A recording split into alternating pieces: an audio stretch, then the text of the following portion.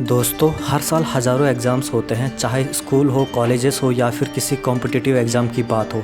अगर कोई स्टूडेंट है तो ज़रूर साल के 15 से 20 पेपर तो देता ही होगा, या फिर कम से कम 8 से 10 पेपर अगर वो प्रतियोगी परीक्षाओं की तैयारी कर रहा हो तो उसके दिमाग में बस यही ख्याल रहता है कि कोई एक एग्ज़ाम पास कर दूँ तो सरकारी नौकरी पक्की।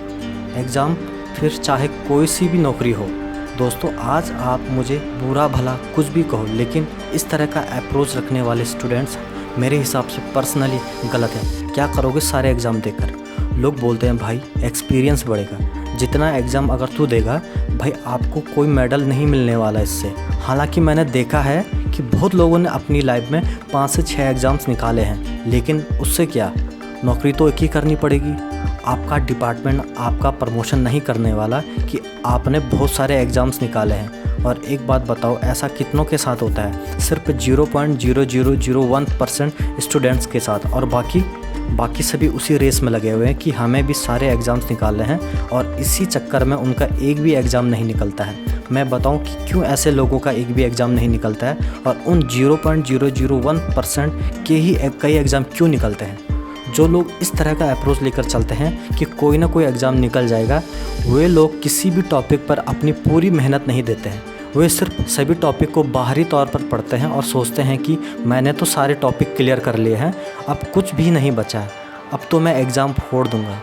लेकिन जब वे एग्ज़ाम देकर आते हैं तब उन्हें पता चलता है कि पेपर में तो काफ़ी डीपली पूछा गया था और मेरे काफ़ी प्रश्न कन्फ्यूज़न वाले थे। मेरे दोस्त, इस कन्फ्यूज़न का नतीजा है ऊपर तैयारी करना, जिससे सब कुछ कवर हो जाए और मेरा काम बन जाए।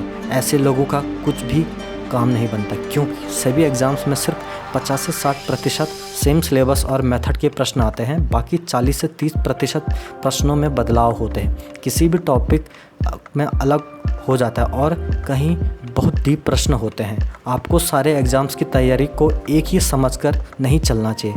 एक बात बताइए, जो स्टूडेंट एसएससी जीडी की तैयारी कर रहा हो या क्लर्क की तैयारी कर रहा हो, क्या वो यूपीएससी का एग्ज़ाम क्लियर कर सकता है? बिल्कुल नहीं।